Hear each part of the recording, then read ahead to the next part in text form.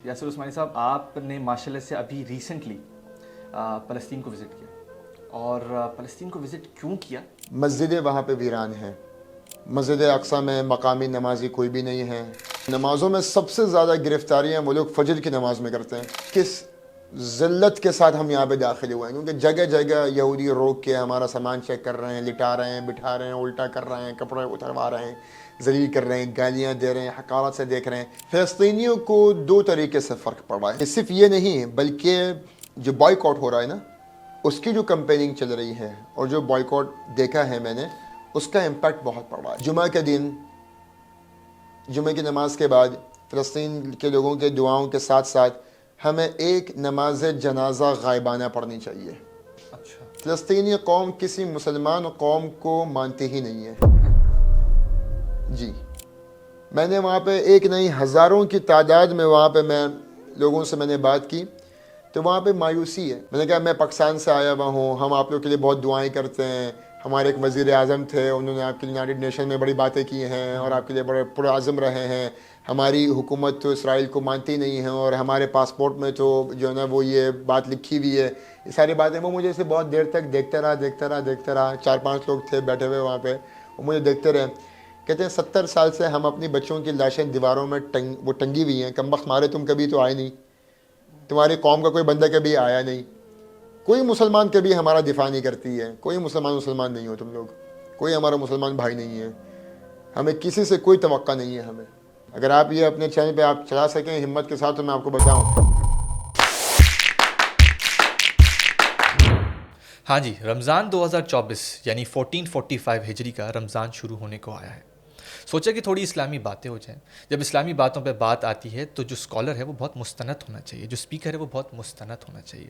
اسی حوالے سے ہم نے بلایا یاسر عثمانی صاحب کو. یاسر عثمانی صاحب فیملی کاؤنسلر بھی ہیں، موٹیویشنل اسپیکر بھی ہیں، امام بھی ہیں، خطیب بھی ہیں.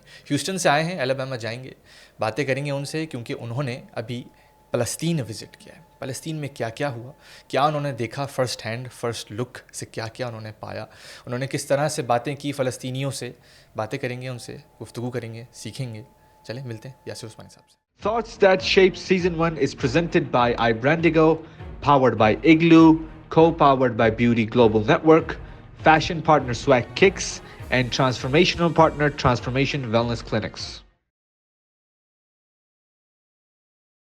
السلام علیکم یاسر عثمانی صاحب، کیسے ہیں آپ؟ وعلیکم السلام ورحمۃ اللہ. میں ٹھیک ہوں جی، آپ خیریت سے ہیں؟ الحمدللہ ٹھیک ٹھاک، میں بالکل فٹ فاٹ ہوں، خوش باش ہوں، رمضان کے لیے تیار ہوں اور آپ کا شکر گزار ہوں. بہت شکریہ جی. یاسر عثمانی صاحب، آپ نے ماشاءاللہ سے ابھی ریسنٹلی فلسطین کو وزٹ کیا، اور فلسطین کو وزٹ کیوں کیا؟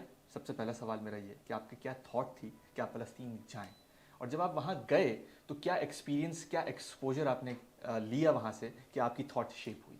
بہت شکریہ جی، آپ نے یہ قیمتی سوال پوچھا. فلسطین جانے کا جو ایک جنرلائز مقصد تھا وہ ٹور تھا. اچھا. اور اسی ویزے میں گئے تھے، کیونکہ اس کے علاوہ آپ اندر جا نہیں سکتے. آپ امریکن پاسپورٹ ہونے کی وجہ سے ایک ٹور ویزا ہم نے لیا اور جارڈن کے تھرو ہم گئے. جارڈن گئے، وہاں کا 5 سال کا ویزا لیا، اور جارڈن کے بارڈر عمان سے جو ڈیڈ سی کا جو بارڈر لگتا ہے مسجد اقصیٰ کا جو شہر ہے بیت المقدس، وہاں سے ہم لوگ یروشلم کا ہم نے وہ کہ ہمیں انہوں نے ویزا دیا ہمیں 1 مہینے کا، اور ہم وہاں پہ گئے. تو دلی کیفیت ایسی تھی کہ جنگ کے دوران مسجدیں وہاں پہ ویران ہیں اور مسجد اقصیٰ کو بند کر کے رکھا ہوا ہے. مسجد اقصیٰ میں مقامی نمازی کوئی بھی نہیں ہے، اور دنیا بھر سے جو لوگ وزٹ کرنے کے لیے آتے تھے وہ جنگ کے ڈر کی وجہ سے وہ نماز پڑھنے وہاں پہ نہیں جا رہے تھے.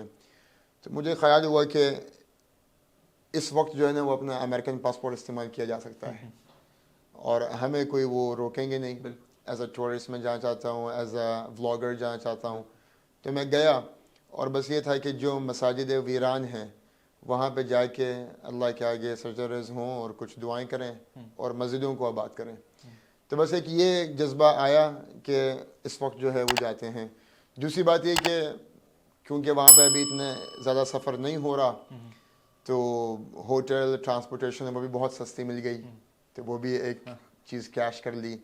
پھر یہ تھا کہ وہاں پہ جا کے کچھ سوشل ورک کیا جا سکے، وہاں سے مقامی ایک نمائندہ بنا سکیں ہم جس کو ہم ریمیٹنس بھیج سکیں یا کسی بھی قسم کی کوئی فنڈنگ جا سکے وہاں پہ جو لوگ ان نیڈ ہیں یا جو لوگ لیس پریویلیجڈ ہیں، مگر وہ راستہ ہمیں کوئی مل نہیں پایا، وہ ایسا کوئی راستہ ہمیں مل نہیں پایا، کیونکہ مقامی لوگ وہاں پہ کسی بھی اعتبار سے کوئی سوشل ورک وہاں پہ نہیں کرتے۔ اچھا ٹھیک، یہ ایک بڑی افسوس کے ساتھ میں آپ بتا رہا ہوں آپ کو۔ اس کا ریزن یہ ہے کہ مقامی کوئی بھی اگر بندہ کسی بھی اعتبار سے غزہ کے یا مجاہدین کے یا جنگجوؤں کی کسی بھی اعتبار سے کسی بھی قسم کی فنڈنگ کرنے کی کوشش کرے گی تو وہاں کی انٹیلیجنس ایجنسیز اتنی پاورفل ہیں کہ وہ اس کو ٹریس کر لیتی ہیں اور وہ گھنٹوں کے اندر اس کو نست و نابود کر کے رکھ دیتی ہیں، وہ لوگ تباہ کر کے رکھ دیتے ہیں، اس کا گھر، اس کا کاروبار، اس کا خاندان، اس کو تباہ کر کے رکھ دیتے ہیں۔ تو اس ڈر کی وجہ سے لوگ یہ سوشل کام بھی نہیں کرتے، تو ہمیں بھی لوگوں نے اتنا زیادہ نہیں بتایا تو ہم بہت کچھ وہاں پہ یعنی کہ ایکسپلور نہیں کر پائے ہم۔ پھر مسجدوں کے حوالے سے ایک اہم بات اور یہ ہے، زیادہ تر گرفتاریاں عام مسلمان کی یہود جو ہے وہ مسجدوں سے کرتے ہیں، اور نمازوں میں سب سے زیادہ گرفتاریاں وہ لوگ فجر کی نماز میں کرتے ہیں، کیونکہ یہود یہ کہتے ہیں کہ اگر فجر کی نماز میں، جو کہ ہم بھی کہتے ہیں کہ اگر فجر کی نماز میں مسلمانوں کا مجمع جمعہ کی نماز کے برابر ہو جائے تو یہودیوں کا زوال آئے گا، تو وہ فجر کی نماز آباد نہیں ہونے دیتے، تو وہ فجر میں بہت گرفتاریاں کرتے ہیں۔ اور ہم فجر کی نماز بھی پڑھنے کے لیے گئے، اب ہم تو امریکن پاسپورٹ ہیں، ہمیں کیا گرفتار کریں گے کہ مخ مارے، تو ہم پورے فلسطین میں پھر ہم فجر کی نمازیں ہی پڑھتے رہے ہم، مگر اکا دکا 1 2 3 لوگ، یعنی کہ مؤذن صاحب ہیں، امام صاحب ہیں، وہاں کے جو صفائی کرنے والے ہیں، باہر کوئی گارڈ ہے، خازن ہیں، اس ٹائپ کے چند ایک ہی لوگ، اور ہم جو امریکہ سے 2 4 مہمان گئے ہوئے تھے، ہر مسجد کا حال یہی تھا، مسجدیں ویران ہیں، بالکل ویران کر دی ہیں جی۔ اور مسجد الاقصی کے بارے میں بات کریں گے۔ مسجد اقصی، دیکھیں مسجد اقصی کو سب سے پہلے تو سمجھیں کہ مسجد اقصی کوئی ایک بلڈنگ نہیں ہے، مسجد اقصی پورا ایک حدود ہے، پوری ایک باؤنڈری ہے، وہ 36 ایکڑ کی، 36 سے 37 ایکڑ کی باؤنڈری ہے، وہ پوری مسجد اقصی ہے۔ وہاں پہ جو قبہ صخرہ، جو یلو گنبد والی جو ہے، ڈوم آف دا راک جسے کہتے ہیں، قبہ صخرہ، وہ جگہ ہے جہاں سے نبی کریم صلی اللہ علیہ وسلم کا معراج ہوا تھا۔ پھر ایک سرمائی گنبد والی ایک مسجد آگے بنی ہوئی ہے، وہ جگہ ہے جو کہ حضرت عمر بن خطاب نے پہلی مسجد جو تعمیر کی تھی، وہ مصلی عمر کہلائی جاتی ہے، جس کو عرفاً اقصی القدیم کہتے ہیں، مگر نہ وہ مسجد اقصی ہے نہ یہ مسجد اقصی ہے۔ مسجد اقصی پوری حدود کو مسجد اقصی کہتے ہیں۔ اور اس میں ایک بہت انٹرسٹنگ بات آپ کے اس پلیٹ فارم سے میں یہ بتاؤں آپ کو کہ اس پورے 36 ایکڑ میں ایک بھی بیت الخلاء نہیں ہے، یعنی کہ باتھ روم اگر آپ کو جانا ہے، استنجا کرنا ہے، تو آپ کو تقریباً 1.25 کلومیٹر یا تقریباً 1.25 کلومیٹر سے 1.5 کلومیٹر کے درمیان مختلف دروازوں سے الگ الگ مسافت ہے، آپ کو حدود سے، حرم سے آپ کو باہر جا کے پھر آپ کو بیت الخلاء استعمال کر کے استنجا کر کے پھر آپ کو آنا ہے۔ اس کی وجہ کیا ہے؟ اس کی وجہ یہ ہے کہ وہ کہتے ہیں کہ بھئی یہ جو پوری مسجد اقصی ہے، کہیں نہ کہیں یہاں پہ جو ہے وہ کسی نبی کا گھر تھا، کسی نبی کا محراب تھا، کسی نبی کی عبادت گاہ تھی، تو کیسے ہم یہاں پہ کہیں بیت الخلاء بنا سکتے ہیں؟ تو پوری مسجد کے اطراف میں کہیں پر بھی بیت الخلاء نہیں ہے، تو پوری مسجد اقصی جو ہے وہ حرم کہلاتی ہے۔ وہاں پہ الحمدللہ ہم نے مسجد براق میں ہم نے نماز پڑھی، جہاں پہ نبی کریم صلی اللہ علیہ وسلم نے اسراء کے وقت جب حرم سے، مکہ سے جب فلسطین آئے، جہاں پہ اپنی براق کو باندھا انہوں نے، ہم نے وہاں پہ نماز پڑھی۔ جہاں پہ نبی کریم صلی اللہ علیہ وسلم نے کھڑے ہو کے تمام انبیاء کی امامت کی، جسے محراب النبی کہا جاتا ہے، ہم نے وہ جگہ بھی دیکھی۔ ہم نے جہاں سے معراج ہوا، ہم نے وہ جگہ بھی دیکھی، ہم نے وہاں پر بھی ہم نے نماز پڑھی قبہ صخرہ میں الحمدللہ۔ جہاں پہ کہا جاتا ہے کہ نبی کریم صلی اللہ علیہ وسلم کے پیر مبارک کے نشان ہیں، اور اس میں کچھ روایتیں مختلف ہیں، مگر ہم نے وہ جگہ بھی دیکھی الحمدللہ۔ وہاں پہ اذان بھی ہوئی، نماز بھی ہوئی، نماز بھی با جماعت ہم نے وہاں پہ متعدد نمازیں پڑھی الحمدللہ وہاں پہ۔ پھر جو عرفاً مسجد اقصی کہلائی جاتی ہے، ان کے سب سے پہلی تعمیر جو اس جگہ کی تھی، حضرت عمر بن خطاب رضی اللہ عنہ نے کی تھی، تو وہ مصلی عمر جو ہے ہم وہاں پر بھی گئے۔ اس کے ساتھ پھر محراب زکریہ علیہ السلام ہے، پھر یحییٰ علیہ السلام ہے، پھر محراب مریم علیہ السلام ہے، پھر قبہ مہد عیسیٰ ہے، جہاں پہ بتایا جاتا ہے کہ عیسیٰ علیہ السلام کی ولادت جہاں پہ ہوئی تھی، تو وہ ان سارے جگہوں میں الحمدللہ جو ہے وہ گئے، اور ایمانی کیفیات عجیب تھیں. ایک طرف خوشی تھی کہ آپ کس مبارک سرزمین پر، انبیاء کی آپ سرزمین میں آئے ہوئے ہیں، اور ایک طرف غم تھا کہ کس ذلت کے ساتھ ہم یہاں پہ داخل ہوئے ہیں، کیونکہ جگہ جگہ یہودی روک کے ہمارا سامان چیک کر رہے ہیں، لٹا رہے ہیں، بٹھا رہے ہیں، الٹا کر رہے ہیں، کپڑے اتروا رہے ہیں، ذلیل کر رہے ہیں، گالیاں دے رہے ہیں، حقارت سے دیکھ رہے ہیں. میں بذات خود، کیونکہ امریکن پاسپورٹ تھا، جیسے وہ پوچھیں آپ کہاں سے آئے اور کیوں آئے ہیں، میں نے اپنا صرف پاسپورٹ نکالا ان کو، جواب باقی سارا اس میں تھا. تو مجھے تو سچ کچھ ایسے کوئی تذلیل اور تحقیر کا سامنا مجھے کرنا نہیں پڑا، مگر باقی جو لوگ کو میں دیکھ رہا تھا بہت تکلیف دہ صورتحال تھی. پھر وہ مسجد اقصیٰ جہاں پہ عام طور پہ اگر اچھے حالات ہوں تو 5 سے 7 لاکھ نمازی آرام سے آتا ہے، بڑے مجمع ہوں تو 10 سے 15 لاکھ بھی لوگ وہاں پہ جمع ہو جاتے ہیں، کیونکہ اتنا بڑا صحن ہے وہ. مگر کہاں 5 سے 7 لاکھ، کہاں مسجد اقصیٰ میں مشکل سے 5 سے 7 صفیں نمازوں میں نہیں ہو رہی تھی، اتنا ویران تھا. تو وہ ویرانی دیکھ کے جو ہے وہ میں بہت دکھ میں تھا. پھر ایک خوشی یہ تھی کہ ہاں یہاں پہ کسی نبی کا گھر ہے، یہاں کسی نبی کی عبادت گاہ تھی، یہاں کسی نبی کا محراب ہے، یہاں پہ ان کا کوئی غار شریف ہے، یہاں پہ ان کا مزار ہے. تو بس ان ساری چیزوں کو بھی انجوائے کیا الحمدللہ. کچھ ویڈیوز وغیرہ بھی بنائی. پاکستان آیا، پھر پاکستان آنے کا وہ پروگرام ہرگز نہیں تھا. وہاں سے جانے کے بعد اپنی اہلیہ کے ساتھ 8 دن کے لیے میں ترکی جا رہا تھا. تو جب میں فلسطین میں تھا، میں تو وہاں سے بہت سارے علماء نے کال کی کہ آپ آئیں، ہمیں آپ کارگزاری سنائیں، ہمیں تمام وہ زیارتیں کرائیں.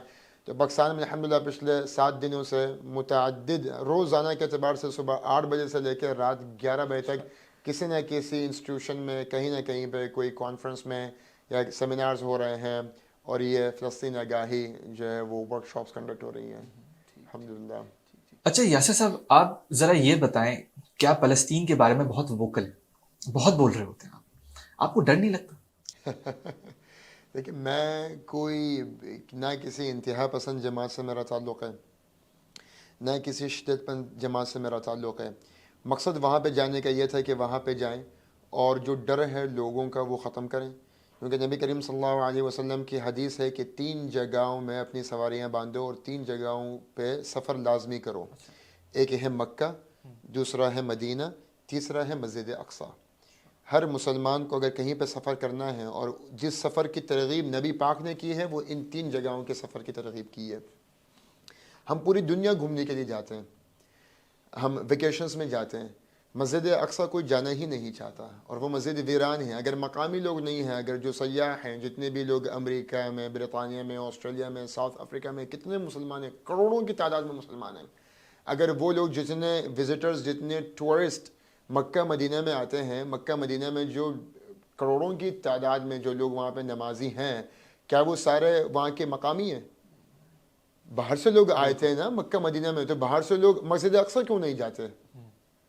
تو میں یہ شعور دینا چاہتا ہوں بس کہ آپ مسجد اقصیٰ بھی آپ جاتے رہیں، اور وہاں کے حالات اور وہاں کے مقامات اور صحابہ کرام کے اور انبیاء کرام کے مقامات سے ایک شوق کہ کتنے عظیم عظیم انبیاء وہاں پہ مدفون ہیں. ابراہیم علیہ السلام، ان کی زوجہ سارہ علیہ السلام، اسحاق علیہ السلام، ان کی زوجہ رفقہ علیہ السلام، یعقوب علیہ السلام، ان کی بیگمات، ان کے بچے، اسماعیل علیہ السلام، ان کے بچے، موسیٰ علیہ السلام، خضر علیہ السلام، شعیب علیہ السلام، یوشع علیہ السلام. اتنے بڑے بڑے انبیاء، موسیٰ علیہ السلام اللہ کے لاڈلے ترین نبی، اتنے بڑے بڑے انبیاء کے مقامات ہیں وہاں پہ. کیا ہمیں وہاں پہ جانا ضروری نہیں ہے؟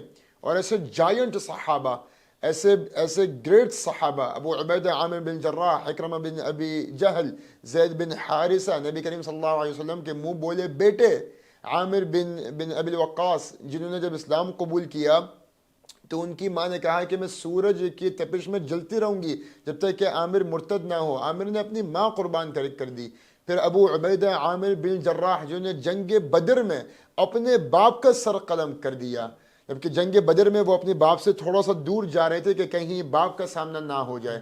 مگر اسلام نے ایک سبق دینا تھا ہم کو کہ جب اسلام اور کفر کی تلواریں جب آپس میں ٹکرائیں تو پھر جو ہے وہ کوئی رشتہ سامنے نہیں ہے. رشتہ سب سے قیمتی ہمارا اللہ کے ساتھ ہے اور اس کے رسول کے ساتھ ہے. وہ صحابی جنہوں نے اپنے ہی باپ کا سر قلم بدر میں کیا ہو، پھر حضرت عمر بن خطاب نے ان کو شام کی فتوحات کے جیش کی قیادت ان کے ہاتھ میں سونپی. وہ ابو عبیدہ عامر بن جراح جن کے لیے نبی پاک فرماتے ہیں کہ لکل امت امین و امین هذه الامه ابو عبیدہ عامر بن جراح، کہ ہر امت میں ایک امین ہے اور میری امت کا امین ابو عبیدہ عامر بن جراح ہے. وہ اتنے عظیم صحابی. پھر معاذ بن جبل، معاذ بن جبل وہ صحابی ہیں جن کے لیے نبی پاک نے فرمایا انی احبک یا معاذ، اے معاذ میں تم سے محبت کرتا ہوں. اور جتنے بھی علماء ہیں تمام علماء کے امام حضرت معاذ بن جبل ہیں. اور نبی پاک فرماتے ہیں کہ سب سے زیادہ حلال اور حرام کا علم کس کو ہے تو معاذ بن جبل کو ہے. اتنے بڑے صحابی، اللہ کے رسول کے اتنے مقرب صحابی، وہ ان کی بیگمات، ان کے بیٹے حضرت عبد الرحمن بن معاذ بن جبل، وہ حضرت زرار بن ازور، حضرت شرحبیل بن حسنہ، اتنے بڑے بڑے صحابہ. وہ ایسے یہ صحابہ کا وہ نام ہے کہ جو ایک گمنام نام ہو گئے یہ، کہ ان کے اتنے بڑے بڑے مقام نبی پاک کے منہ بولے بیٹے، جس سے نبی پاک ڈکلیئر کریں کہ ہے آئی لو یو، جس کو نبی پاک بول رہے ہیں آئی لو یو مائی فرینڈ. وہ صحابی جن کی آنیسٹی کی گواہی نبی پاک دے رہے ہیں، دا موسٹ آنیسٹ صحابی ڈکلیئرڈ بائی پروفیٹ محمد صلی اللہ علیہ وسلم. اتنے بڑے بڑے صحابہ آج عام آدمی کو ان کے نام تک نہیں بتائیں، پتہ نہیں ہے وہ کہاں پہ مدفون ہے. تو میں وہ دیکھنے کے لیے گیا تھا، میں ان کے اکرام پہ گیا تھا، اور وہاں سے جو میں ویڈیوز اور کلیکشن لے کے آیا ہوں کہ وہاں پہ ہر بندہ جا سکتا ہے. جنگ ایک طرف ہو رہی ہے، غزہ میں ہو رہی ہے، ہم نہ غزہ گئے نہ ہم غزہ جا سکتے ہیں. غزہ کے مسلمانوں کے لیے ہم نے ہر جگہ پہ دعائیں کی ہیں، ہم ان کے لیے فکر ضرور کر سکتے ہیں اپنی استطاعت کے مطابق. جس طریقے سے بھی آپ ریمیٹنس آپ بھیج کے وہاں پہ کوئی چیریٹیز آپ کرنا چاہتے ہیں تو آپ ضرور کریں، مگر ان تنظیموں سے ہمارا کوئی کام بھی نہیں ہے، ہم چاہ کے بھی وہاں پہ کچھ کر نہیں سکتے. تو جو کانسیپٹ تھا وہ تھا ان صحابہ اور انبیاء کرام کے قبور اور مزارات، ان کے مقامات مقدسہ میں حاضری لگانا. پھر ابراہیم علیہ السلام کا حرم، یعنی کہ ہم سب ابراہیم کے ہی بیٹے کہلاتے ہیں نا، بالکل ہم انہی کی دین کو فالو کر رہے ہیں نا. صحف ابراہیم و موسیٰ، ہم ابراہیم علیہ السلام کی دین پہ آ رہے ہیں نا. ابراہیم علیہ السلام جنہوں نے سب سے پہلے کعبے کی بنیاد، سب سے پہلی مسجد تعمیر کرنے والے ابراہیم علیہ السلام، اور اللہ کے خلیل جن کو اللہ اپنا دوست کہہ رہا ہے، جنہوں نے اتنی قربانیاں دی ہیں. ہم حج پہ جاتے ہیں تو حج کی ہر سنت، صفا مروہ سے لے کے منی سے لے کے کنکریوں سے لے کے قربانی سے لے کے ساری سنتیں کس کی ہیں؟ حضرت ابراہیم خلیل کی تو ہیں. اس نبی کا مقام کس حال میں پڑا ہوا ہے؟ اس نبی کا مقام فلسطین میں ایک جگہ ہے جہاں پہ ان کا مزار مبارک ہے اور ان کی مسجد ہے جہاں پہ وہ عبادت کرتے تھے. وہ جگہ 63% یہودیوں کے قبضے میں ہے، اور اس جگہ پہ پورا سال اذان دینے کی اجازت نہیں ہے. اور وہ جگہ عام مسلمانوں کے لیے 10 دنوں کے لیے کھولی جاتی ہے. اور اس جگہ کا صرف 37% حصہ مسلمانوں کے پاس ہے، اور وہاں پہ وہ اذان نہیں دے سکتے. اذان دیتے ہیں وہ لوگ یہودیوں کے حصے میں. اچھا. اور جب مؤذن صاحب وہاں پہ جاتے ہیں تو 2 فوجی ان کو بائیں دائیں سے پکڑ کے ذلیل کرتے ہوئے ان کو لے کے جاتے ہیں. اس کی کچھ وجوہات بھی ہیں، کچھ وجہ مسلمانوں کی طرف سے ہی ہیں، یعنی کہ اسلامی جذبے کی وجہ سے. میں نے کہا جب آپ کو اتنی ذلت کا سامنا کرنا پڑتا ہے، میں نے مؤذن صاحب سے پوچھا تو آپ اذان جو مسلمانوں کے پاس جو مسجد کا حصہ ہے وہیں پہ اذان کیوں نہیں دیتے؟ کہتے ہیں کم از کم ذلت اٹھائیں، رسوائی اٹھائیں، مار کھائیں، گالیاں کھائیں، کم از کم اس حصے میں داخل ہو کے اذان تو دے دیتے ہیں. بھلے چند دنوں کی اذان کیوں نہ ملے ہمیں، ہم دے تو دیتے ہیں. اگر ہم نے اپنے پاس اذان دینا شروع کر دی اور یہودیوں کو یہ پتہ چل گیا کہ آپ اپنی جگہ پہ اذان آپ دے سکتے ہیں اور اس کمرے کی آپ کو ضرورت نہیں ہے، تو جو ہمیں سال کے چند دن اور چند اوقات ملتے ہیں وہ تا حیات ہمارے لیے بند ہو جائیں گے. تو ان کا جذبہ اپنی طرف بھی جائز ہے، ان کا بالکل ٹھیک. ان کا بھائی ہم اقامت تو کم از کم کر لیتے ہیں اپنے پاس، نماز پڑھ لیتے ہیں ہم، اللہ کا نام اللہ کا ذکر یہیں پہ وہ ہوتا ہے، مگر اس جگہ پہ ہم کیسے کریں گے؟ تو وہ اس لیے یہ سب کچھ سہتے ہیں.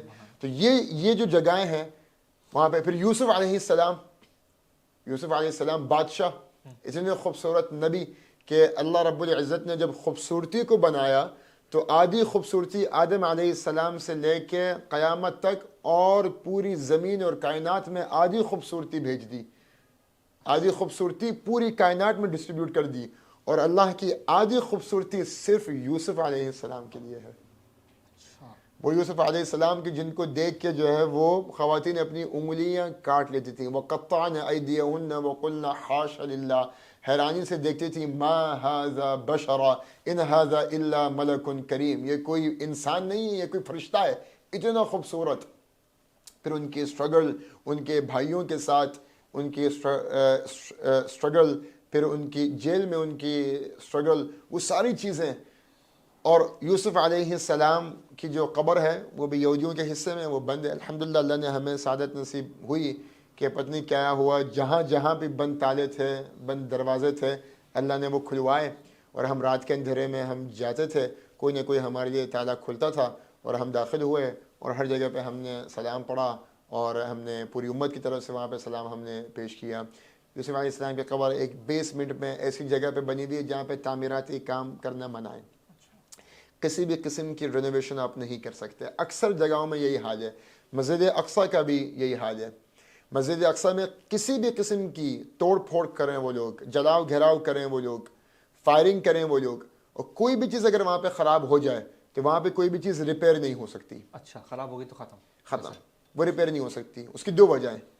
پہلی وجہ تو یہ ہے کہ جس خوبصورتی سے وہ بنائی گئی ہے دولہ امویہ میں, حضرت عبد الملک بن مروان رحمۃ اللہ علیہ نے جس خوبصورتی سے اس کو بنایا, پھر خلافت ایوبیہ میں حضرت صلاح الدین ایوبی رحمۃ اللہ علیہ نے جو اس میں سونے کا پورا کام کرایا اس کے اوپر, پھر عثمانی خلافت میں حضرت سلطان عبدالحمید ثانی نے جس طریقے سے باقی چیزوں کو وہاں پہ مزید موڈیفائی کیا, تو اس زمانے کے آرکیٹیکٹ اور اس زمانے کے ٹیکنیکلی ساؤنڈ انٹیریئر ڈیزائنر وہ اب نہیں ہیں, وہ اتنے ویل ورس لوگ اب ہے ہی نہیں.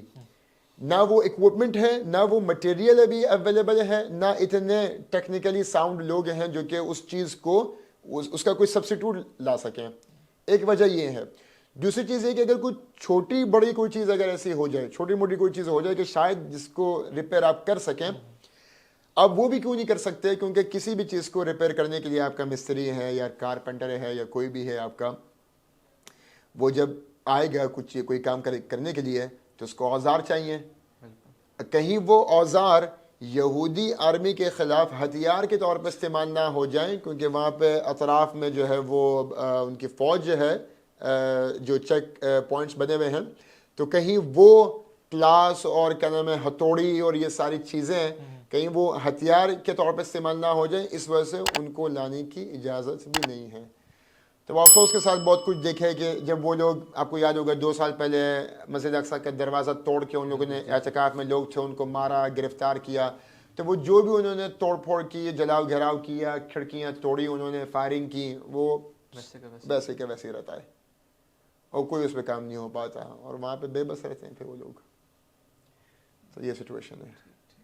جی اچھا, اگر ہم بات کریں پاکستان کی, تو پاکستان کے اندر ہم لوگ بل بورڈز لگا رہے ہوتے ہیں, پاکستان کے اندر ہم لوگ ٹویٹس کر رہے ہوتے ہیں, فیس بک پہ شیئر کر رہے ہوتے ہیں, واٹس ایپ پہ میسیجز فارورڈ کر رہے ہوتے ہیں, تو کیا اس سے فرق پڑ رہا ہے فلسطینیوں کو, کیونکہ آپ تو فرسٹ ہینڈ دیکھ چکے ہیں ساری چیزیں؟ فلسطینیوں کو 2 طریقے سے فرق پڑ رہا ہے. میں اس سوال کو اور مزید موڈیفائی کر دوں کہ صرف یہ نہیں بلکہ جو بائیکاٹ ہو رہا ہے نا, اس کی جو کمپیننگ چل رہی ہے اور جو بائیکاٹ دیکھا ہے میں نے, اس کا امپیکٹ بہت پڑ رہا ہے. اچھا, پڑ رہا ہے, اس کا امپیکٹ بہت ہے, اور وہ اس کو اپریشیٹ بھی کر رہے ہیں. اچھا, بہت پڑ رہا ہے. کھربوں روپیوں کا نقصان اسرائیل کو ہو رہا ہے بائیکاٹ کرنے سے. تو بائیکاٹ جتنی زیادہ سے زیادہ ان کی مصنوعات کا آپ کر سکتے ہیں آپ ضرور کریں, اور وہ اس پہ اپنی بے بسی کا اظہار کر رہے ہیں اور پریشان ہیں, اور عالمی سطح کے اوپر اس کی آواز بلند ہو رہی ہے. اور میں کیونکہ امریکہ میں رہتا ہوں, صرف مسلمان نہیں بلکہ غیر مسلم بھی اب ان مصنوعات کا بائیکاٹ کر رہے ہیں in solidarity of the victims of Gaza. یعنی کہ میرے کچھ دوست ہیں جو کہ کرسچنز ہیں, میرے کچھ جو بھی میرے دوست ہیں, وہ لوگ بھی وہاں پہ جو اسٹار بکس ہے اور میک ڈونلڈز ہے وہ اس کا بھی بائیکاٹ کر رہے ہیں. امریکہ میں بیٹھے ہوئے لوگ بائیکاٹ کر رہے ہیں. ٹھیک ہے, مگر کچھ مسلمان ممالک میں گیا, حرمین گیا, دبئی گیا, یہ یہاں پہ کسی قسم کا کوئی بائیکاٹ نہیں ہو رہا بھائی. تو کچھ ملکوں میں ہو رہا ہے, کچھ ملکوں میں نہیں ہو رہا. مگر اور جس ملک میں نے سب سے زیادہ دیکھا ہے کہ جہاں ان ساری مصنوعات کی مال میں اویلیبلٹی تو ہے, شیلف جو بنے ہوئے ہیں وہاں پہ چیزیں ہیں, مگر ایک بھی چیز بکتی نہیں ہے. اور یہ جتنے بھی برانڈز ہیں وہ برانڈز میں ایک پن ڈراپ سائلنس ہے, شاید مچھر بھی وہاں پہ انٹر نہیں ہوتا. کسی قسم کا نہ بندہ نہ بندے کی ذات اس جگہ پہ نظر نہیں آتی. وہ سب سے زیادہ ملک جو سب سے ڈومیننٹ طریقے سے بائیکاٹ کر رہا ہے وہ جارڈن ہے. اچھا جی, جارڈن میں اسٹار بکس میں آپ کو ایک بندہ نظر نہیں آئے گا, اور اگر وہ بندہ غلطی سے گیا اور باہر آیا اور لوگوں نے اس کو دیکھا تو اس کے ساتھ وہاں پہ وہی ہوگا جو عام طور پر مسلمانوں کے ساتھ کشمیر میں ہوتا ہے. ٹھیک ہے, تو آپ نہیں کر سکتے, آپ کے اندر اتنی ہمت نہیں ہے. مجھے ایک چاکلیٹ بہت پسند ہے, گلیکسی, شاید آپ نے نام سنا ہو آپ نے, تو وہ مجھے کیرمل گلیکسی مجھے بہت پسند ہے. وہ سعودیہ میں ہم کھاتے رہے. میں جارڈن میں ایک شاپنگ مال میں مجھے تھوڑی سی شوگر میری ڈاؤن ہوئی, میں نے کہا میں ذرا چاکلیٹ کچھ پرچیز کر لیتا ہوں. تو جیسے میں نے گلیکسی دیکھی تو میری فون سے اٹریکشن ہوئی, میں نے وہ 4 میں نے ایسے اٹھائیں تو ایک 6 سال کی چھوٹی بچی وہ چیختی ہوئی پیچھے سے آئی, اس نے عربی میں کہا تدعم اسرائیل, تم اسرائیل کو فنڈ کرتے ہو, تم یہ چاکلیٹ کھا رہے ہو. میں نے کہا کہ میں تو نہیں کرتا, میں تو فلسطین سے ہو کے آیا ہوں, ابھی میں کیوں کروں گا کم بخت ماروں کو. تو میں نے کہا کر کے اترکو, یعنی کہ چھوڑو اس کو. میں نے رکھا, میں نے کہا پھر کیا تمہیں چاکلیٹ چاہیے, کہ ٹائم میں آیا میرے ساتھ آؤ, میں تمہیں یہاں کی لوکل دلاتی ہوں. تو وہ 6 سال کی بچی, اس نے مجھے کہا کہ آپ یہ والی چاکلیٹ لیں, یہ والی نہ لیں. وہ آج بچے کو وہاں پہ شعور ہے.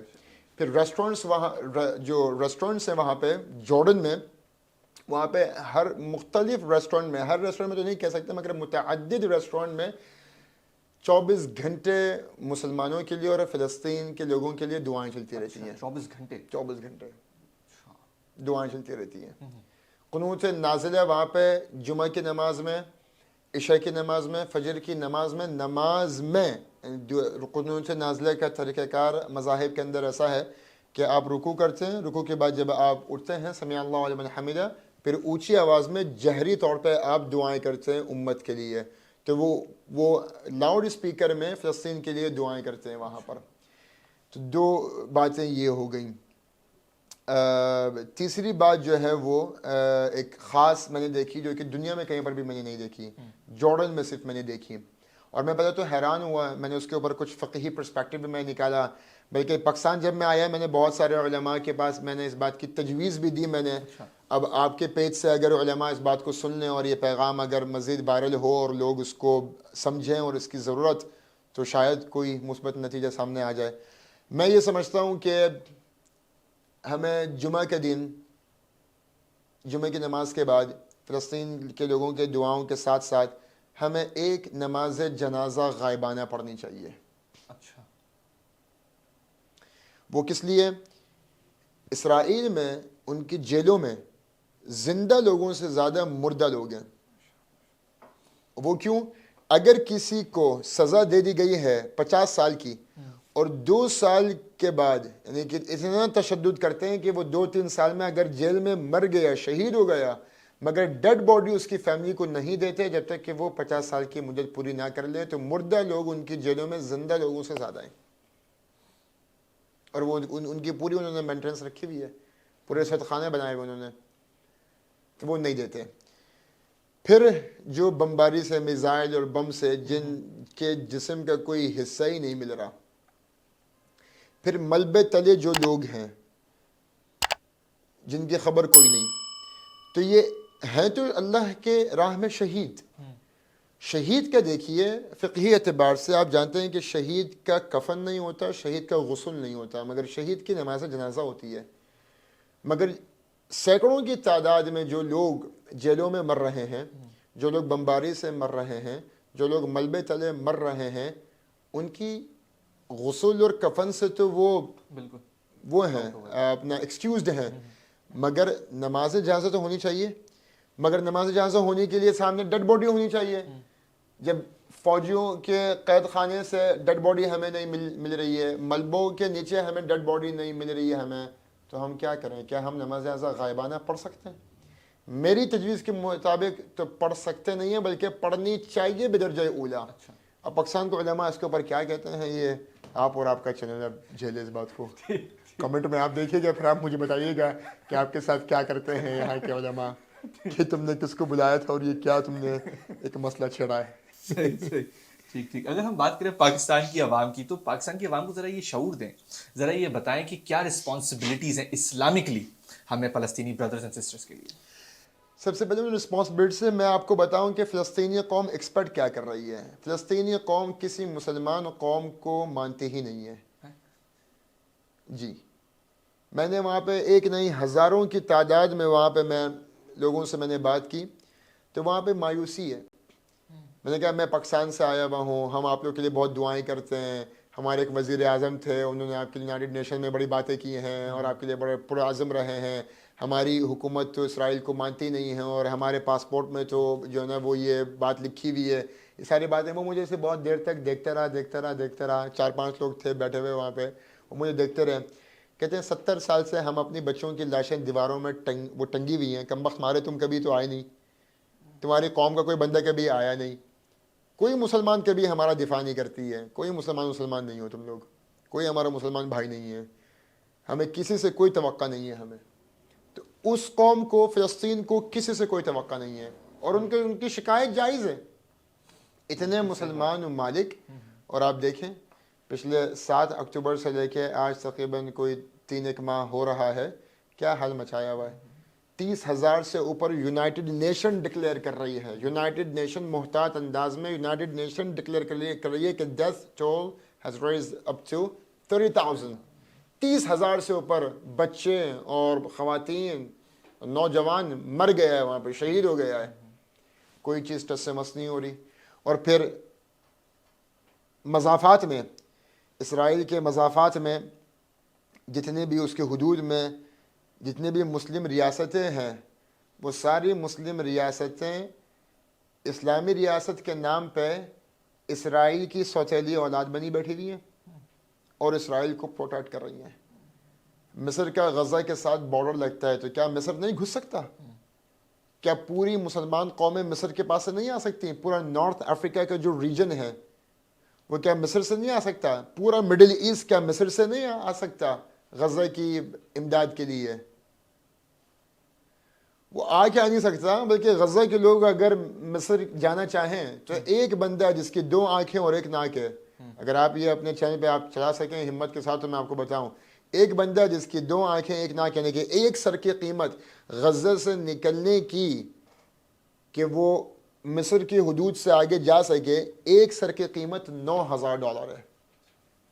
یہ آپ سے اسرائیلی چارج نہیں کر رہے ہیں, یہ آپ سے مصری بارڈر کے مصر کے مسلمان جنگجو, ان کی فوج, ان کی ملٹری چارج کر رہی ہے. بارڈر کے جو ہیں وہ جو بارڈر میں اسائنڈ ملٹری ہے وہ چارج کر رہی ہے. $10,000 کا پیکیج ہے, اپ ٹو 1,000 کا ڈسکاؤنٹ ملتا ہے. تو $9,000 میں یہ ڈیل فائنل ہوئی ہے, اور کچھ لوگوں کو ریسکیو کیا گیا وہاں سے. مگر ایک بندے پہ $9,000 دے کے آپ کیسے باہر نکالیں گے آپ؟ اور صرف یہ باہر نکالنے کے, پھر اس کے بعد کے تمام اور خرچے آپ ایڈ کرتے رہیں آپ. اور پھر اب معاملہ کیا ہے کہ اب اگر ہم یعنی کہ کمپیننگ بھی کریں اور پیسے جمع بھی کریں تو خربوں روپیہ اس کے نام پہ جمع ہو سکتا ہے. 5-10 ہزار بندے تو شاید جو ہے نا وہ ہم امریکہ اور برطانیہ سے اتنے پیسے جمع کر لیں کہ $1 ملین جمع کرنا تو شاید 2 دن کا کھیل ہے. پاکستان میں سیلاب آیا تھا تو ایک دن میں نے کوئی 25 کروڑ روپے جمع کر کے پاکستان لے کے آیا تھا میں. تو فلسطین کے نام پہ پیسہ جمع کرنا تو وہ بھی کوئی بڑی بات نہیں ہے. مگر اب مسئلہ یہ ہے کہ اب غزہ کے لوگ کہہ رہے ہیں کہ ہم مر جائیں گے مگر اس کمبخت ملک میں نہیں جائیں گے ہم, جس نے ہمارے لیے بارڈر بند کر دیا, جس نے ہمیں زبردستی اس جنگ میں پھینکا, اور بلکہ ان کے سپلائر بنے اور ہمیں مرنے کے لیے چھوڑ دیا. اب ہم اپنی پورے خاندانوں کے جنازے دیکھ رہے ہیں, اپنے خاندان تباہ ہوتے ہوئے دیکھ رہے ہیں, اور اپنے خاندان کو تباہ ہوتا چھوڑ کے ہم اپنی جان بچا کے مصر جائیں؟ لعنت بھیجتے ہیں, ہم نہیں جائیں گے. اب ہم ان کو کہہ رہے ہیں کہ ہم سے پیسے لو, ہم دیتے ہیں, آپ نکلو باہر. وہ کہہ رہے ہیں نہیں نکلنا باہر, ہمیں نہیں جائیں گے باہر. ہمارے لیے اس زمین میں مرنا, عزت کے ساتھ مرنا, ہمارے لیے 100 گنا بہتر ہے کہ ہم ذلت کے ساتھ اور بھیک مانگ کے ہم جو ہے وہ مصر کے حدود میں داخل ہوں، نہیں جاتے ہم.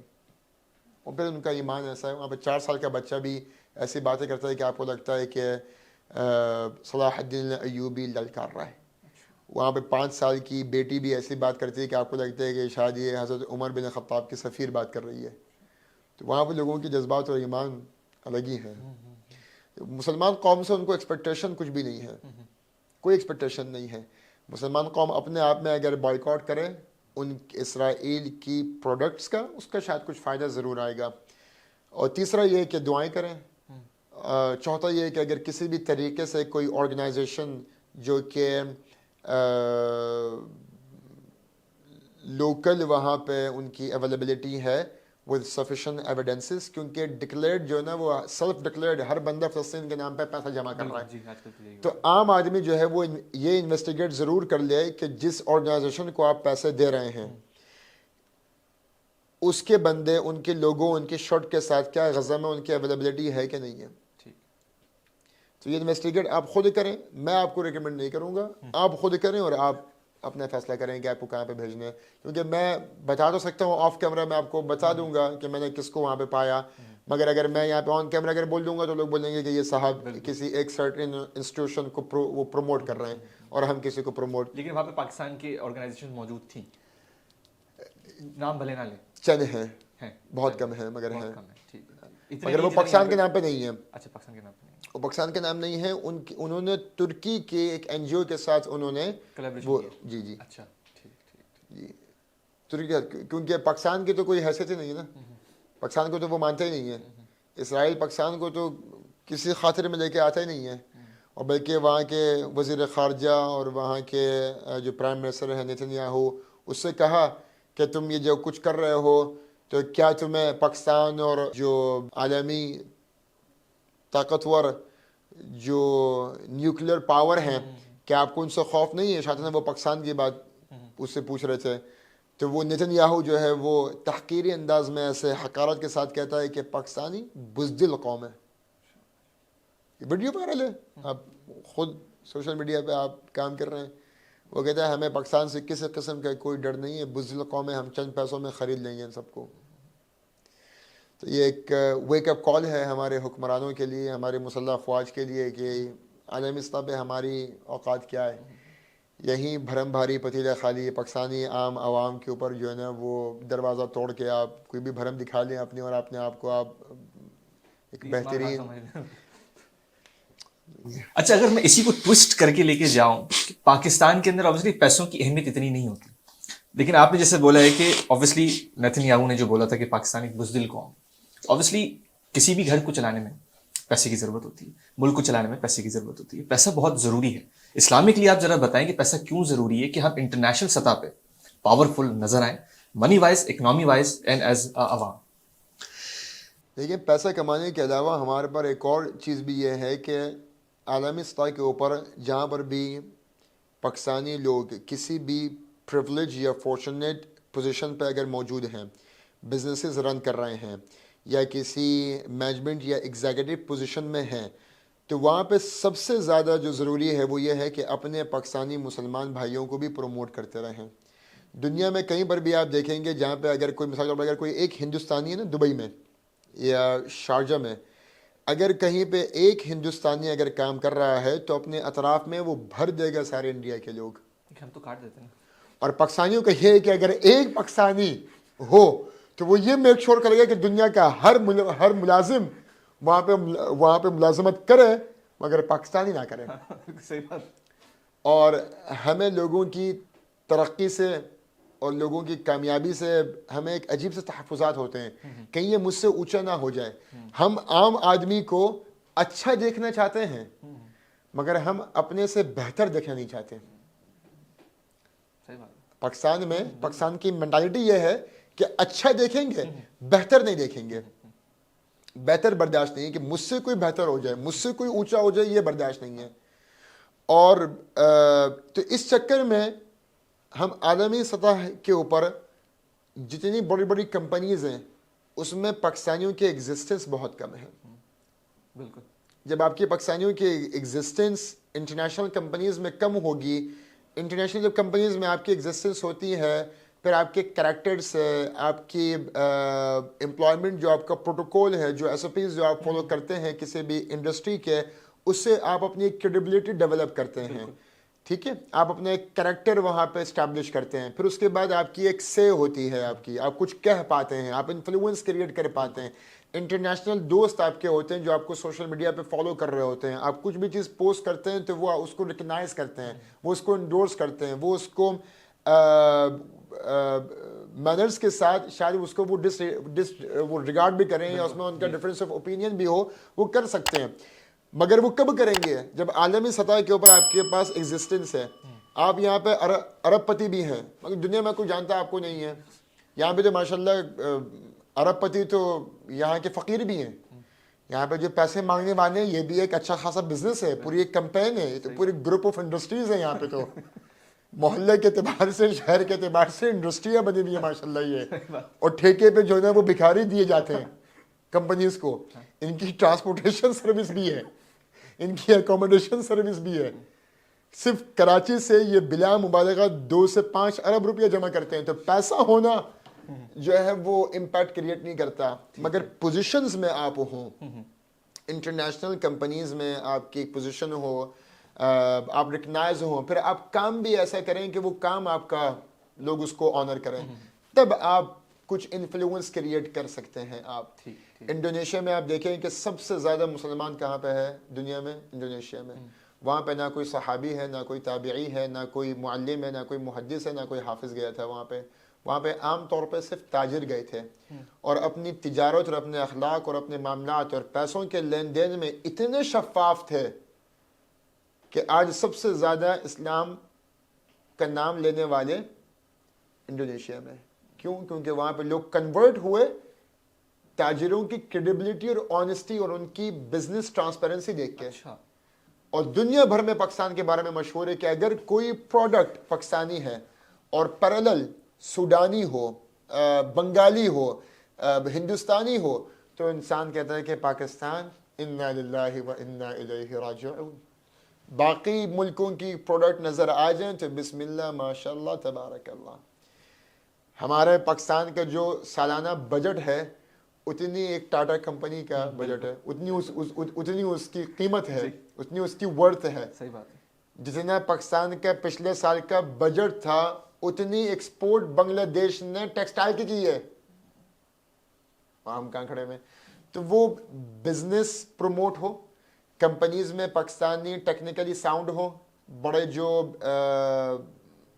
پڑھے لکھے ہیں، ویل ورس لوگ جو ہیں وہ اچھی کمپنیز میں ایگزسٹ کریں اور اپنے ارد گرد مزید پاکستانیوں کو ایڈ کریں تاکہ وہ سب مل کے ایک گروپ امپیکٹ کریٹ کر سکیں. اس بات کی ضرورت زیادہ ہے.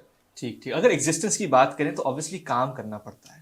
یہاں پہ بہت سارے لوگ کام چور بہت ہیں. جیسے رمضان ابھی آ رہا ہے، رمضان کے اندر جو ٹائمنگ ہوگی وہ اوپر نیچے ہو جائے گی، سر میں درد ہو رہا ہے، پیٹ میں درد ہو رہا ہے، کسی کی والدہ مر جاتی ہیں، کسی کی نانی مر جاتی ہے، ٹوپی ڈرامے بہت ہوتے ہیں. ٹو بی آنیسٹلی جو بات ہے جی، اس پہ کیا اسلام کا ٹیک ہے؟ اس پہ کیا آپ کا ٹیک ہے کہ ہم کس طرح سے یہ کام چوری کو ختم کریں؟ لیکن کام چوری کا ایک تو یہ ہے کہ نبی کریم صلی اللہ علیہ وسلم کی حدیث ہے کہ من عمل عملا فلیتقن فی عملی، جس کو جو کام دیا جائے اس کام کو اتقان کے ساتھ کریں. دنیا میں 3 قسم کے لوگ ہیں جو کہ کام کرتے ہیں. ایک وہ ہے جس کی تنخواہ 100 روپے ہوتی ہے مگر وہ 70 روپے کا کام کرتا ہے. ٹھیک ہے. ایک وہ ہے جس کی تنخواہ 100 روپے ہوتی ہے، وہ 100 روپے کا کام کرتا ہے. دنیا میں ترقی وہ لوگ کر رہے ہیں جن کی تنخواہ 100 روپے ہوتی ہے، وہ 150 کا کام کر رہے ہیں. اور یہ آپ کو ہندوستانی نظر آئیں گے، یہ آپ کو فلپینی نظر آئیں گے، یہ آپ کو جو ہے نا وہ ایشین کنٹریز کے جو چائنیز ہیں، ساؤتھ کورینز ہیں، آپ کو وہ نظر آئیں گے. 100 پہ 100 کرنے والے یہ آپ کو یورپین اور امریکن کے لوگ نظر آئیں گے. 100 پہ 70 اور 30 پہ نیچے یہ آپ کو پاکستانی نظر آئیں گے. ٹھیک ہے. تو اگر ہم 100 کا 100 پورا کر لیں مگر اس سے زیادہ کر لیں، دینی اعتبار سے یہ بات ضروری ہے. اگر میری تنخواہ اس بات پہ مجھے ملتی ہے کہ میں 8 بجے آؤں اور 5 بجے جاؤں، میں 8 کی جگہ پہ 8:30 بجے آتا ہوں اور ٹائمنگ میں 8 بجے کی لکھتا ہوں، 5 پہ مجھے جانا ہے, جاتا 3 بجے ہوں اور لنچ بریک آدھا گھنٹہ ایڈوانس لے کے ٹائمنگ 5 بجے کے لکھتا ہوں. یہ 2 گھنٹے جو میں نے حرام کے کمائے, اور آدھا گھنٹہ لیٹ آنے کے اوپر شاید میرے 10 15 20 کچھ پرسنٹ میرے 5% 3% میری کوئی جو ہے نا وہ ڈیلی سیلری کا شاید کچھ کٹتا. میں نے وہ 2-3% اپنی حلال آمدنی میں کنٹامنیشن کر کے حرام کا, میں نے اپنی پوری آمدنی کو حرام بنا رہا ہوں میں, اور اس سے بے برکتی ہو رہی ہے. تو پاکستان میں جو بے برکتی ہے نا, پیسوں کا مسئلہ نہیں ہے, پاکستان میں برکت کا مسئلہ ہے. یہاں پہ 10,000 کمانے والے بھی کچھ لوگ ہیں جو کہ سکون سے جی رہے ہیں, اور یہاں پہ 1 لاکھ کمانے والا پریشانیوں کے دلدل میں ڈوبا ہوا ہے, کیونکہ بے برکتی ہے. وہ جب آپ ایمانداری سے کام نہیں کرتے, پورا کام نہیں کرتے, جھوٹ کا سہارا لیتے ہیں, آپ دھوکے کا سہارا لیتے ہیں, آپ کام چوری کرتے ہیں, کام کے دوران آپ اپنی سوشل میڈیا پہ آپ لگے ہوئے ہیں, کالنگ پہ لگے ہوئے ہیں, آپ آگے پیچھے جا رہے ہیں. پھر تیسری بات یہ کہ پوزیشن آپ کی ہے, کام آپ کرا رہے ہیں جونیئر سے, اور یہاں پہ جونیئر کو جو ہم نے ایک ذاتی ملازم بنا کے رکھا ہوا ہے. ہمارا اگر کوئی جونیئر ہے تو وہ کمپنی کا امپلائی ہے جس کو کمپنی کے کام کرنے ہیں, اور ہم اس سے کمپنی کے علاوہ اپنے ذاتی کام ضرور کر رہے ہیں. ہمارا ایک جونیئر ہے جس کو کمپنی کے لیے گرافکس کا کام کرنا چاہیے, فائلیں کمپائل کرنی چاہیے, مگر وہ میری بیگم کے کپڑے لینے کے لیے جاتا ہے, وہ باہر بیچارہ گاڑی بھی دھو رہا ہوتا ہے, وہ میری بیٹی کو اسکول سے پک کرنے بھی جاتا ہے. یہ ہم نے اس کے کام لگائے ہوئے ہیں. تو ہم نے پورا معاشرہ اس طریقے سے خراب کیا ہوا ہے. اور آپ لوگوں کے سامنے یہ باتیں آپ رکھیں تو اب تو لوگوں کو یہ ریئلائز ہی نہیں ہوتا, کیونکہ اتنا کامنلی جو ہے وہ یہ کہ اسٹرکچر یہاں پہ ایسے ڈائنامکس پاکستان میں بن گئی ہیں کہ یہ چیزیں لوگوں کو کہو تو بولتے ہیں کہ ہیں یہ تو نارمل ہے. صحیح بات, کیونکہ وہ عادی ہو گئے نا اس بات کے, وہ عادی ہو گئے ہیں. جھوٹ تو ایسا ہے کہ بس جھوٹ کے بغیر یہاں پہ دھندا ہی نہیں ہوتا, جھوٹ کے بغیر یہاں پہ کام نہیں ہوتا, سانس نہیں لی جاتی, سانس نہیں لی جاتی. اچھا, جھوٹ بولنے کو یہاں پہ ایک صلاحیت سمجھا جاتا ہے. ابے میں اتنا دماغ کا تیز ہوں, کیا ٹوپی پہنائی میں نے اسے, کیا گھمایا میں نے اسے, میں نے تو اسے ایسا چریا بنایا کہ وہ سمجھ نہیں پایا کہ ہوا کیا, میں کیا حاضر جواب ہوں, کیا کٹایا میں نے اسے. اس کو ہم اپنی صلاحیت سمجھتے ہیں, ایکسپرٹیز ہے ہمارا, اور فخریہ ہم بتاتے ہیں کہ یہ کیا ہے میں نے آج, یہ ٹوپی پہنائی ہے میں نے آج, اور یہ دھوکہ دے کے میں نے آج اپنا کاروبار بیچا ہے, میں نے آج اپنا مال بیچا ہے میں نے. اور اللہ سورہ احزاب میں فرماتے ہیں کہ یا ایھا الذین آمنوا اتقوا اللہ وقولوا قولا سدیدا یصلح لکم اعمالکم ویغفر لکم ذنوبکم ومن یطع اللہ ورسولہ فقد فاز فوزا عظیما. اللہ فرماتے ہیں کہ اے ایمان والو تقوی اختیار کرو, اور تقوی اختیار کرنے کے بعد اللہ فرماتے ہیں کہ قولوا قولا سدیدا, اسٹریٹ فارورڈ بات کرو, سچی بات کرو, اسٹریٹ فارورڈ بات کرو, ٹرانسپیرنسی کے ساتھ کلیئر بات کرو. اور اگر تمہیں اس بات کا ڈر ہے کہ اگر تم نے سب کچھ ٹرانسپیرنٹ اگر تم نے ڈکلیئر کر دیا ہے تو تم لوز کر جاؤ گے, تو اللہ قرآن میں وعدہ کر رہا ہے کہ تم اسٹریٹ فارورڈ بات کرو, کام اللہ بنائے گا. اللہ کہتے ہیں یصلح لکم اعمالکم, اللہ will fix your affairs, Allah will fix your problems, اللہ آپ کے تمام ایشوز ریزالو کر دے گا. وَيَغْفِرْ لَكُمْ ذُنُوبَكُمْ, and doing it so maybe it's hard, شاید یہ مشکل ہے ایسا کرنا, ہمیشہ اسٹریٹ فارورڈ رہنا. آپ ایسا کریں گے تو اللہ تعالیٰ صرف آپ کے کام نہیں بنائے گا بلکہ آپ کے گناہ بھی معاف کرے گا. یعنی کہ کفارہ بھی ہے, یہ ایک نیکی بھی ہے. یہ وہ نیکی ہے کہ جس کے بدلے اللہ آپ کے دوسرے گناہ معاف کرتے ہیں. اور پھر یہ سوچ, یہ ایمان کہ سچائی کے ساتھ اگر میں دوں گا تو اللہ میرے کام بنائے گا, یہ پریکٹیکلی شاید ہمیں امپریکٹیکل نظر آئے, مگر ایمانی اعتبار سے کیونکہ قرآن کا وعدہ ہے, اور قرآن کی سب سے پہلی تبلیغ یہ ہے سورہ بقرہ کی کیا ہے, الف لام میم ذالک الکتاب لا ریب فیہ, یہ وہ کتاب ہے جس میں کوئی شک نہیں. تو اگر اسلام نے کسی بات کی انسٹرکشنز دے دی ہیں, اور اللہ اگر قرآن میں کسی بات کا وعدہ کر رہا ہے, تو بطور مسلمان سورہ بقرہ کی پہلی آیت اگر میں سامنے رکھوں تو میں کیا کہوں گا, شک کوئی نہیں. اللہ نے کہا ہے سچ بولو میں تمہارا کام بنا دوں گا, تو اللہ بنا دے گا. اگر یہ ایمان آپ رکھیں گے, یہ جذبہ آپ رکھیں گے اور اس میں اللہ کی اطاعت کریں گے, تو اللہ فرماتا ہے اسی آیت میں وَمَن يُطِعِ اللَّهَ وَرَسُولَهُ فَقَدْ فَازَ فَوْزًا عَظِيمًا, جو اللہ اور اس کے رسول کی اطاعت کرے گا، یعنی کہ ان پرنسپلز میں، یہ اسلامک ویلیوز میں، یہ مورل کنڈکٹ اگر اس کا یہ اسٹیبلش رہے گا تو اللہ فرماتے ہیں کہ اللہ اس کو سب سے بڑی کامیابی سے نوازیں گے. فقد فاز فوزا عظیما، فازا کو عربی میں ون کہتے ہیں. اللہ فرماتے ہیں فقد فاز، وہ جیت جائے گا. پھر اللہ اس کو مزید انڈورس کرتے ہیں، کہتے ہیں زیادۃ فی اللفظ زیادۃ فی المعنی. کسی ایک لفظ کو اگر آپ متعدد بار بولتے ہیں نا، آپ پیارے ہیں، آپ بہت پیارے ہیں، آپ ہی بہت پیارے ہیں، آپ ہی بہت پیاروں میں سے پیارے ہیں، تو اب میں جتنے الفاظ ایڈ کر رہا ہوں، آپ ہی بہت پیاروں میں پیارے ہیں، تو میں آپ کو یہ چیزیں میں ایڈ کر رہا ہوں نا، تو اللہ کہتا ہے فقد فاز فوزن، یعنی کہ کامیاب ہو گئے، بہت بڑی کامیابی لوگے. پھر عظیمہ، سپرلیٹو ڈگری میں اللہ کہہ رہا ہے کہ سپرلیٹو ڈگری میں جو سکسس جس کو اللہ قرآن میں فریم کر سکتا ہے نا، اس کو اللہ کہتے ہیں فوزن عظیمہ. کہ ایک ہائر لیول پہ، ایک سپرلیٹو ڈگری میں اللہ آپ کو کامیاب کرے گا. کرنا ہے آپ نے کیا ہے؟ سچ بولنا ہے، اسٹریٹ فارورڈ بات کرنی ہے، بھلے سامنے سے نقصان نظر آ رہا ہو. وہ کام اس کے بدلے اللہ کیسے بنائیں گے، سسٹیننس رزق کیسے دے گا، وہ اللہ کا کام ہے، کیونکہ دیتا اللہ ہے. ہم نہ خود کماتے ہیں نہ خود اپنے آپ کو دے سکتے ہیں.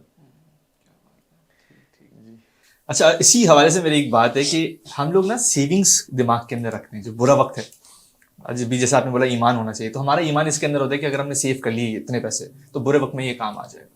تو اس پہ اسلامکلی کیا ٹیک ہے کہ برا وقت کیا سچ میں سیونگ سے کام آ جاتا ہے؟ قرآن شریف کی ایک آیت ہے، اس کو تھوڑا سا ریلیٹ کر لیتے ہیں اس کے ساتھ نا. دو آیتیں ہیں، اس کو ریلیٹ کر لیتے ہیں آپ کے سوال کو. آپ کا سوال ہے بڑا مشکل، مگر میں اس کو تھوڑا سا سمیٹنے کی کوشش کرتا ہوں. اللہ رب العزت قرآن میں فرماتے ہیں کہ فَلَا تَبْسُطْهَا كُلَّ الْبَسْطِ فَتَقْعُدَ مَلُومًا مَحْسُورًا. Do not give everything so you become bankrupt. Do not give everything so you become out of pocket.